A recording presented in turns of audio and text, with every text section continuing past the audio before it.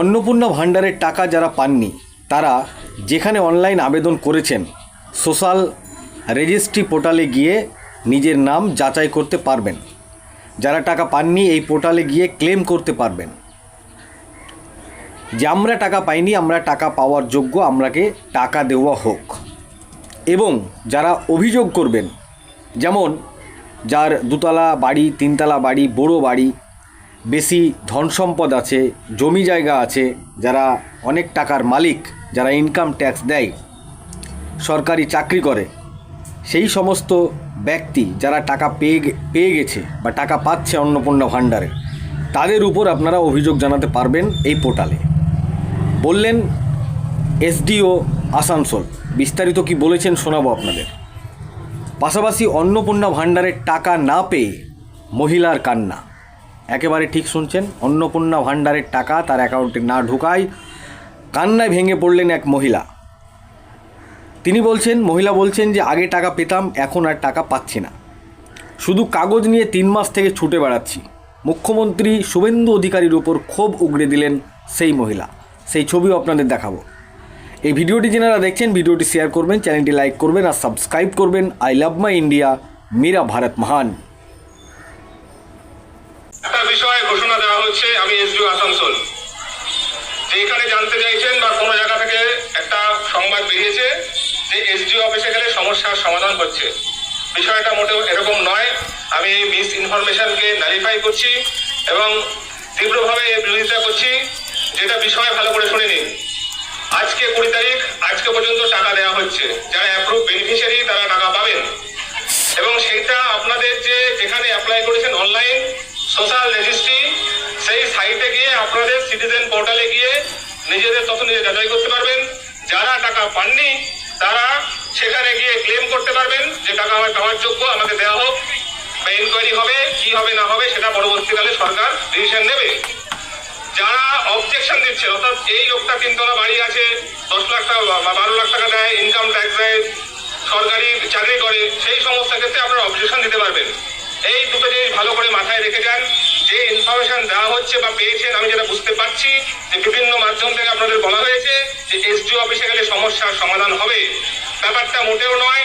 এটা আমি তীব্রভাবে বিরোধিতা করছি এবং আপনারা এখান থেকে সরে যান। যেভাবে আমাদের স্টাফদের উপরে বা আমাদের উপরে, কালকে আমার উপরেও যেভাবে আপনারা ঝাঁপিয়ে পড়েছেন বা বলার চেষ্টা করছেন যে আপনি কিছু ব্যবস্থা করুন, এর ব্যবস্থা, এটা একটা সরকারি প্রকল্প, এর ব্যবস্থা করার জন্য সরকার বদ্ধপরিকর এবং যারা অ্যাপ্রুভ তারা পাবেন। যারা অ্যাপ্রুভ হয়নি, রিজেকশন হয়েছেন, তারা ক্লেম অবজেকশন করুন। এর বাইরে আমাদের কিন্তু বলার কিছু নেই।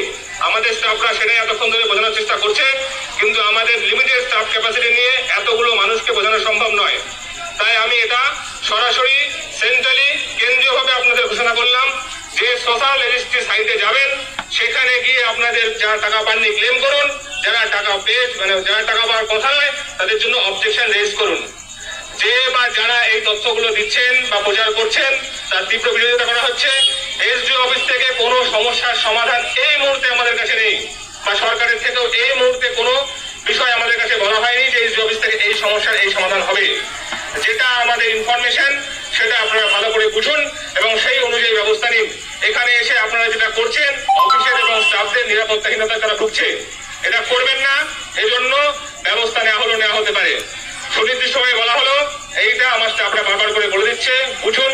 বারবার করে তাদের ইনসিস্ট করবেন না যে কিভাবে করব। ব্যর্থহীন ভাষায় এটা বলে দেওয়া হলো, সোশ্যাল রেজিস্ট্রি সাইটে আপনি যাবেন, সেখানে গিয়ে টাকা পাবেন না তো ক্লেম করবেন, যার টাকা পাওয়ার কথা না তার এগেনস্টে অবজেকশন জানাবেন। এটাই আমাদের বক্তব্য, এটাই সরকারের আপাতত বক্তব্য এবং প্রেস বিজ্ঞপ্তি বিভিন্ন সরকারি মাধ্যম থেকে এইভাবেই বলা হয়েছে। এইটা তীব্রভাবে বুঝে নিন, ভালোভাবে বুঝে নিন। এখানে যেটা আপনারা করছেন, আমাদের ইনসিস্ট করছেন কিছু একটা করে দিন, কিছু একটা করার জন্য এখানে নেই। এই তথ্যটা আছে, তারপরে যদি সরকারের থেকে যদি বিভিন্নভাবে আসে, নির্দিষ্টভাবে যদি গাইডলাইন আসে, সেই অনুযায়ী ব্যবস্থা যে অফিস থেকে বলা হবে সেই অফিস থেকে নেবে। সেটা এএমসি হতে পারে, এসডি অফিস হতে পারে, ডিএম অফিস হতে পারে। সুতরাং আপনাদের কোনোভাবেই আমি বলবো না আপনারা এখানে যান, ওখানে যান, সেখানে যান। যেটুকু বলা আছে সোশ্যাল রেজিস্ট্রি সাইটে যান।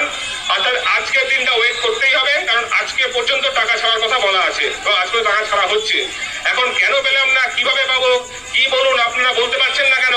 এই কথাগুলো বলে আমাদের বিড়ম্বনায় ফেলবেন না এবং নিজেরা বিড়ম্বনার মধ্যে আসবেন না। এই মিস ইনফরমেশন বিরোধিতা করা হচ্ছে এবং যেটা ইনফরমেশন সেটা আপনাদের সঠিকভাবে দিয়ে দেওয়া হলো। আপনারা এবার প্রত্যাবর্তন করুন। এখানে থেকে কিন্তু আপনাদের সময় নষ্ট এবং স্টাফদের একটা ওরা খুব এর মধ্যে ভুগছে, মানে নিরাপত্তাহীনতায় ভুগছে। এই জিনিসটা করবেন না। আর পুলিশদেরও 3 দিন ধরে পুলিশ অফিসার এখানে দাঁড়িয়ে আছে, সবাই এটা নিয়ে ব্যস্ত। এইভাবে করবেন না। আপনি কি করেন? আমি কোনো কাজে যাই, একটা করে কাজ করি, আমার বড় ভ্যান চালাই, আমাদের টাকা পয়সা দেয়, আমাদের